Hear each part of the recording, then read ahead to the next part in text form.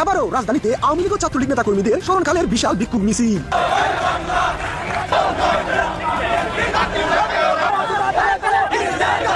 সম্মানিত দর্শক, অবশেষে শেখ হাসিনার কথা সত্যি হতে যাচ্ছে। কারণ শেখ হাসিনার কোনো একটা বক্তব্যের মধ্যে আমি কথাগুলো শুনছিলাম, হয়তো বা আপনারাও শুনছেন, যে তিনি প্রায়ই বলতেন আওয়ামী লীগ মোটামুটি কোমর বেঁধেই রাজপথে নামার প্রস্তুতি নিচ্ছে। এই মিছিলটি একটা আগামী দিনের জন্য একটা মেসেজ যে আওয়ামী লীগ প্রতিরোধের জন্য প্রস্তুতি নিচ্ছে। যেহেতু শেখ হাসিনা সরাসরি নেতাকর্মীদেরকে প্রস্তুতি নেওয়ার নির্দেশনা দিয়ে দিয়েছেন, অতএব এখন আওয়ামী লীগ মাঠে নামবে খুবই ভয়াবহ রকমের প্রস্তুতি নিয়ে এবং অত্যন্ত ভয়ঙ্কর ভাবে যেই কোনো ধরনের পরিস্থিতি তারা মোকাবেলার জন্য প্রস্তুতি নিচ্ছে।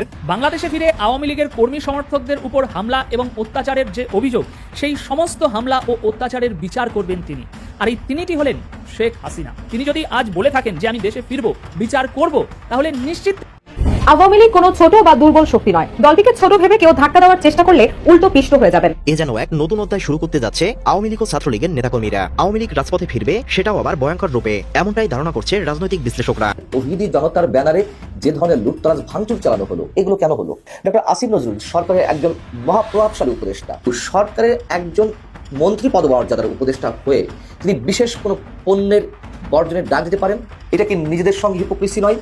মানুষের আসসালামু আলাইকুম এভরিওয়ান, কি অবস্থা সবার? আশা করছি সবাই ভালো এবং সুস্থ আছেন। প্রতিদিনের মতো আমি ফারুকি ইউটিউব চ্যানেলের পক্ষ থেকে সোয়াইব আপনাদের সাথে আছি। আপনারা ইতিমধ্যে ভিডিওর কিছু টাইটেল এবং থাম্বনেল এবং কিছু অংশবিশেষ দেখে জানতে পেরে গিয়েছেন ভিডিওটা কতটুকু গুরুত্বপূর্ণ হতে যাচ্ছে। আপনারা সম্পূর্ণ পুরো ভিডিওটি দেখলে বুঝতে পারবেন ভিডিওটা আরও কতটা তথ্যবহুল এবং গুরুত্বপূর্ণ। সো আশা করবো এক মুহূর্ত না টালে সম্পূর্ণ পুরো ভিডিওটি আপনারা দেখবেন।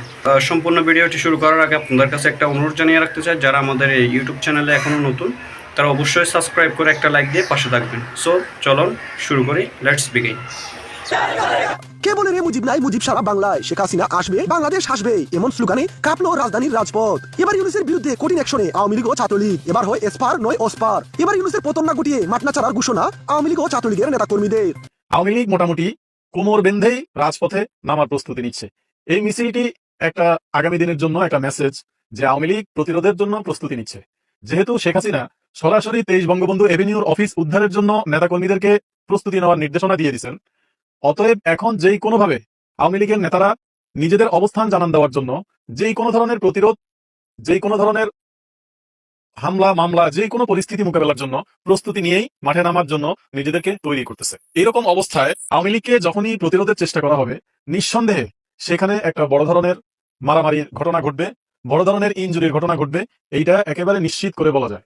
যদিও যারা ক্ষমতার বাইরে থাকে তারা সবসময়ই দুর্বল হয়, তারপরেও যেহেতু এটা আওয়ামী লীগ, যেহেতু এটা একটা বড় ধরনের শক্তিশালী রাজনৈতিক দল, যারা বাংলাদেশের সর্বোচ্চ রাষ্ট্র ক্ষমতায় অধিষ্ঠিত ছিল, এইরকম একটা রাজনৈতিক দলের যাদের ভোট ব্যাংক 30 থেকে 48%, এরকম একটা বড় রাজনৈতিক দলের কর্মী সমর্থক সবাই তো আর একযোগে মারা যায়নি।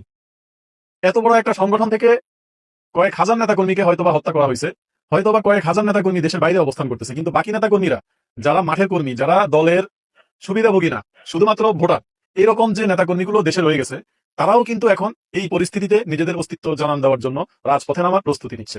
আওয়ামী লীগের বেশ কয়েকটি মিটিং ইতিমধ্যে হয়ে গেছে। কয়েকজনকে সাংগঠনিকভাবে নেতাকর্মীদেরকে ঐক্যবদ্ধ করার দায়িত্ব দিয়েছেন শেখ হাসিনা। তারা তাদের মতো করে তাদের কার্যক্রম চালিয়ে যাচ্ছেন অত্যন্ত নীরবে নিবৃত্তে। ধারণা করা যায় আগামী কিছুদিনের মধ্যেই আওয়ামী লীগ রাজপথে তাদের শক্তি সামর্থ্যের জানান দিতে প্রস্তুতি নিচ্ছে এবং তারা যখন রাজপথে নামবে, তাদেরকে প্রতিরোধের চেষ্টা করা হলে পাল্টা প্রতিরোধের জন্য তারা তাদের কি করণীয় সেটা ঠিক করেই মাঠে নামবে বলে আমাদের কাছে খবর আছে। যেহেতু যেই কোনো ধরনের পরিস্থিতি মোকাবেলা করে ঘুরে দাঁড়ানোর ক্যাপাসিটি এই রাজনৈতিক দলের আছে, নিঃসন্দেহে বলা যায় খুবই শক্তিশালীভাবে, খুবই ভয়াবহ রকমের প্রস্তুতি নিয়ে এই রাজনৈতিক দলটি রাজপথে যে কাউকে মোকাবেলা করার জন্য প্রস্তুতি নিয়েই আসতেছে। আওয়ামী লীগের যেসব নেতাকর্মীরা বাংলাদেশে বিভিন্নভাবে নির্যাতিত, জেল জুলুমের শিকার, মামলা হামলার শিকার, ঘরে অবস্থান করতে পারতেছে না, যাদের পিঠ দেয়ালে ঠেকে গেছে, তারা এখন বাধ্য এই সরকারের বিরুদ্ধে রাজপথে নামার জন্য। এই সুযোগটাকেই দলের হাইকমান্ড কাজে লাগাবে। নেতাকর্মীদেরকে এইভাবেই মোটিভেট করা হচ্ছে, যেহেতু নিজেদের অস্তিত্ব রক্ষার জন্য তাদের এখন মাঠে নামা ছাড়া কোনো বিকল্প নাই, নিজেদের অধিকার যেহেতু নিজেদেরকে আদায় করে নিতে হবে, এই নির্দেশনাও শেখ হাসিনার পক্ষ থেকে চলে এসেছে। এরকম পরিস্থিতিতে নির্দ্বিধায় বলা যায় আওয়ামী লীগ খুব নিজেদের সর্বোচ্চ শক্তি দিয়ে রাজপথে যেই কোনো ধরনের অপশক্তিকে মোকাবেলা করে তারা তাদের অবস্থান জানান দিবে এবং আওয়ামী লীগের নেতাকর্মীরা যারা বিভিন্নভাবে বঞ্চনার শিকার ছিল, যখন আওয়ামী লীগ ক্ষমতায় ছিল ওই সময়কালীন দুধ কলা যারা খাইছে তাদের হিসাব তো আলাদাই রয়ে গেল, কিন্তু যেসব সাধারণ নেতাকর্মী কোন রকম সুযোগ সুবিধার অংশীদার না তারা, এই 5 তারিখের পরে দেখা গেল একটা দেশ বিরোধী অপশক্তির রোশানলে তারাও এখন ঘরের বাইরে অবস্থান করতে বাধ্য হচ্ছে, তারাও ঘরে বাড়িতে অবস্থান করতে পারতেছে না। এই পরিস্থিতি যেহেতু অত্যন্ত জটিল আকার ধারণ করছে, সর্বস্তরের নেতাকর্মীদের চিন্তা ভাবনা হচ্ছে এখন রাজপথ দখলে নেওয়া। সুতরাং শেখ হাসিনা কাল বিলম্ব না করে নেতাকর্মীদেরকে এই নির্দেশনাই দিয়ে দিচ্ছেন যেন তারা অল্প কয়েকজন মিলে কোনো ধরনের মিছিল মিটিং না করে।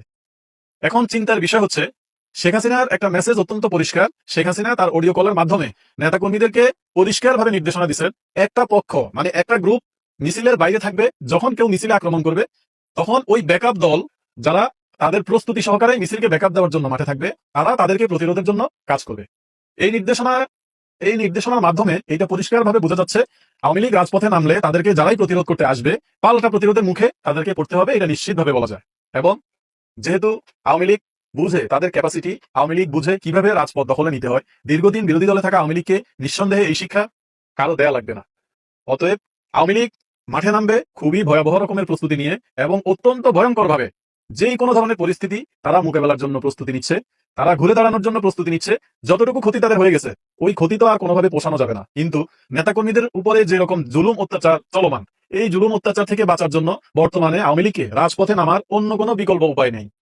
এটা দলের হাইকমান্ড, এটা দলের প্রধান, দলের যে সভাপতি উনি নিজেই পরিষ্কারভাবে বলে দিচ্ছেন, বিভিন্ন অডিও কলে উনি এই মেসেজটা নেতাকর্মীদেরকে দিয়ে দিচ্ছেন, তারা যেন তাদের সর্বোচ্চ প্রস্তুতি রাখে এবং ছোট ছোট মিছিল নিয়ে যেন তারা রাজপথে না নামে। অতএব বলা যায় আগামী দিনে যতগুলো মিছিল হবে, যতগুলো জায়গায় যত যাই হবে, আওয়ামী লীগ অত্যন্ত সংগঠিতভাবে এই প্রোগ্রামগুলো বাস্তবায়ন করবে এবং তারা তাদের যথেষ্ট শক্তি সামর্থ্যের জানান দেওয়ার জন্য সব রকমের প্রস্তুতি নিয়ে যাচ্ছে। এইটা এই এপ্রিল মাস জুড়ে আস্তে আস্তে মানুষের সামনে প্রকাশিত হতে শুরু করবে। বাংলাদেশে ফিরে আওয়ামী লীগের কর্মী সমর্থকদের উপর হামলা এবং অত্যাচারের যে অভিযোগ, সেই সমস্ত হামলা ও অত্যাচারের বিচার করবেন তিনি। আর এই তিনিটি হলেন শেখ হাসিনা। গতকাল রাতে একটি ভার্চুয়াল আলোচনায় দলীয় কর্মীদের এরকমই আশ্বাস দিয়েছেন তিনি।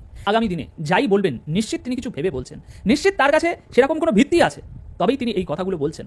সুতরাং তার কথার উপরে আমাদেরকে এখন অটুট বিশ্বাস রাখতে হবে, বিশ্বাস হারালে হবে না এবং তাকে তার যথাযথ মর্যাদা দিয়ে আমাদেরকে স্থান দিতে হবে। দর্শক, আলোচনার একটি পর্যায়ে তিনি কর্মী সমর্থকদের উদ্দেশ্যে বলেছেন যে চিন্তা করবেন না, আমি খুব শীঘ্রই আসব। এখন এই বাংলাদেশ ছাড়ার পর থেকে তিনি মোটামুটি বিভিন্ন সময়ে দলীয় কর্মীদের সঙ্গে এরকমই ভার্চুয়াল যোগাযোগ চালিয়ে গিয়েছেন, যা আওয়ামী লীগের মেন যে অফিসিয়াল পেজ সেই সমস্ত জায়গায় এই আলোচনাগুলো সরাসরি সম্প্রচার করা হয়। তো সেরকমই গতকাল রাতের একটি ভার্চুয়াল আলোচনায় 1 ঘন্টারও বেশি সময় ধরে এই আলোচনাটা চলেছে। আর ওই আলোচনা পর্বে তিনি দলীয় কর্মী সমর্থকদের সমস্ত সমস্যার কথা শুনছিলেন এক এক করে শেখ হাসিনা। কর্মী সমর্থকরা বিশেষত যা দাবি করেছে যে তাদের পরিবারের উপর বিভিন্ন ধরনের অত্যাচার চালানো হচ্ছে, তাই তিনি সবাইকে আশ্বস্ত করেছেন যে তিনি এই সমস্ত ঘটনার বিচার করবেন। এবং তিনি এটাও বলছেন কর্মী সমর্থকদের উদ্দেশ্যে যে আল্লাহ আমাকে সেই জন্যই বাঁচিয়ে রেখেছেন যে আমি যাতে এই জালেমদের বিচার করতে পারি, চিন্তা করবেন না, আসছি আমি, তিনি এমনটাই বলেছেন। এছাড়াও এই যে আলোচনা সভাটি হচ্ছিল গতকালকের, এই আলোচনা সভায় উপস্থিত ছিলেন বিশেষত আপনার অল ইউরোপিয়ান আওয়ামী লীগের সভাপতি মোহাম্মদ নজরুল ইসলাম। তারও দাবি যে বিচার একদিন হবে, আর সেই দিনটি খুব বেশি দূরে নয়। মোটামুটি 1 ঘন্টা 11 মিনিট ধরে এই আলোচনা চলেছে। আর এই আলোচনায় আরও বিশেষ যে বিষয়গুলো উঠে এসেছে সেগুলো হচ্ছে আওয়ামী লীগ সরকারের আমলের সময় যেমনভাবে দেশ চলছিল এবং বর্তমান বাংলাদেশের পরিস্থিতি কি, সেগুলো তুলনা টেনে বিভিন্ন রকম কথাবার্তা আলোচনা হয়েছে। এছাড়াও শেখ হাসিনা যে বক্তৃতা দিয়েছে সেই বক্তৃতার একটা বড় অংশ জুড়ে তিনি ব্যাপকভাবে আক্রমণ চালিয়েছে অন্তর্বর্তী সরকারের প্রধান উপদেষ্টা মোহাম্মদ ইউনূসকে। এছাড়াও আওয়ামী লীগ নেত্রী দাবি করছেন যে আমরা আমাদের প্রতিপক্ষের সঙ্গে এমন ব্যবহার করিনি, কিন্তু সুৎখোর ইউনূস সেই একই জিনিসটা করেছে। এছাড়াও এই আলোচনায় তিনি বিশেষ আরেকটি বিষয় যা বলেছেন সেটি হলো 5ই আগস্ট পরবর্তী সময় থেকে এই জামাত শিবির জঙ্গিদের হাতে আওয়ামী লীগের যে সমস্ত নেতাকর্মীরা শহীদ হয়েছেন সেই শহীদ পরিবারের উদ্দেশ্যে তিনি বলেছেন যে আপনারা সকলে ধৈর্য ধরুন। বাংলাদেশের পরিস্থিতির কথা আমরা অ্যামনেস্টি ইন্টারন্যাশনালের মতো আন্তর্জাতিক মানবাধিকার প্রতিষ্ঠান সহ অন্যান্য আন্তর্জাতিক মঞ্চে ইতিমধ্যেই পৌঁছে দিয়েছি এবং সামনে আরও অতিরিক্তভাবে আমরা এই সমস্ত কিছু আন্তর্জাতিক আপনার মানবাধিকার সংস্থার কাছে একে একে তুলে ধরা হবে। তো মোটামুটি ওনার গতকালকের এই আলোচনায় প্রধান হাইলাইটেড যে বিষয় দুটি ছিল সেটি হলো তিনি দেশে ফিরবেন, এটা নিশ্চিত, আজ নয়তো কাল, কাল নয়তো পরশু একটা সময় তিনি দেশে ফিরবেন এবং দেশে ফেরার পর এই জামাত শিবির সহ যত রাজাকার আছে তাদের উপরে ব্যাপক হার্ডলাইনে যেতে চলেছে, তাদের বিচার তিনি করবেনই এবং তিনি দাবি করেছেন যে আল্লাহ তাআলা তাকে এই জন্যই বাঁচিয়ে রেখেছে। যদি এদের বিচার না করার হতো, এদেরই রাজত্ব কায়েম করার হতো, তাহলে 5ই আগস্টে তার জীবন চলে যেত। যখন একই ধরনের জঘন্য কোনো রাজনৈতিক ব্যবসা কোনো অরাজনৈতিক ব্যক্তি বা সুশীল সমাজের মধ্যে নিজেকে রেখে রাজনৈতিক ফায়দা হাসিলের জন্য ক্ষমতায় টিকে থাকতে এই ধরনের জঘন্য ব্যবসা করে, তখন সেটাকে আমরা কিভাবে গ্রহণ করব? কোন ক্যাটাগরিতে ফেলবো আমরা? আমি বলছি ডক্টর আসিফ নজরুলের কথা। আমি তার বিষয়ে পরে আসছি, তার আগে একটু জানিয়ে রাখি যে ফিলিস্তিনিদের উপর যে ভয়ঙ্কর নৃশংসতা চলছে, বিভৎসতা ঘটনা হচ্ছে, তার বিরুদ্ধে বিশ্বের বিভিন্ন প্রান্তের বিভিন্ন শ্রেণী পেশার মানুষের প্রতিবাদ জানানোর অধিকার রয়েছে, প্রতিবাদ জানাচ্ছে, কিন্তু সেগুলো তো ভাষা ভিন্ন রকম, অন্যরকম। নিশ্চয়ই কোনো অবস্থাতে সহিংস হোক সেটি আমরা চাই না, এবং এটি হওয়ারও কথা নয়। কিন্তু বাংলাদেশে গত সোমবার বিভিন্ন স্থানে এ ধরনের প্রতিবাদ জানানোর নামে তৌহিদি জনতার ব্যানারে যে ধরনের লুটতরাজ ভাঙচুর চালানো হলো, সেটিকে আমরা বলবো যে ইসলাম রক্ষার আন্দোলন, সেটিকে আমরা বলবো যে মানবতার পক্ষের জয়গান। এবং এগুলো কেন হলো? আবার ফিরে আসি ডক্টর আসিফ নজরুলের বিষয়ে। ডক্টর আসিফ নজরুল সরকারের একজন মহাপ্রভাবশালী উপদেষ্টা, আইন উপদেষ্টা। তিনি গত রোববার তার ফেসবুকে একটি পোস্ট দিলেন ফিলিস্তিনিদের পক্ষে। কি পোস্ট দিলেন? KFC, Nescafe, Colgate, Coca Cola, less chips, ডাব সাবানের মতো পণ্য বর্জনের একটি ভিডিও তিনি আপলোড করলেন। প্রথম কথা হচ্ছে, তিনি একজন মানুষ, তিনি প্রতিবাদ জানাতেই পারেন, কিন্তু সরকারের একজন মন্ত্রী পদমর্যাদার উপদেষ্টা হয়ে তিনি বিশেষ কোনো পণ্যের বর্জনের ডাক দিতে পারেন? আচ্ছা, ডাক যদি দেনও বা, এটা কি নিজেদের সঙ্গে হিপোক্রেসি নয়? মানুষের সঙ্গে হিপোক্রেসি নয়? তিনি তো সরকারের গুরুত্বপূর্ণ একটি দায়িত্বে রয়েছেন, এবং সরকার কনভিন্স করতে পারেন যে এই পণ্যগুলো আমরা নিয়ে আসবো না, যদি সেটি সম্ভব নয়। তিনি ভালো করেই জানেন। আচ্ছা, যখন সেটি সম্ভব নয়, তিনি তো আর সাধারণ কাতারের কোনো মানুষ নন, বা সুশীল সমাজের একজন সাধারণ কোনো মানুষ নন।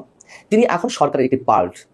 সেই পার্ট হয়ে বিদেশি পণ্য যেগুলো আমদানি করা হচ্ছে, সেগুলো বর্জনের ডাক দিন কিভাবে? এটা স্ববিরোধিতা নয়? আচ্ছা, যখন ডাক দিচ্ছেনই, তখন পাশাপাশি আবার এই দেশে বিদেশি বিনিয়োগ সম্মেলন ঘটানো হচ্ছে। বিদেশি বিনিয়োগ সম্মেলনের প্রস্তুতি পর্ব চলছে। আগামী বুধবার প্রধান উপদেষ্টা সেটি উদ্বোধন করবেন। আমরা জানি যে আওয়ামী লীগ সরকারের গত 2000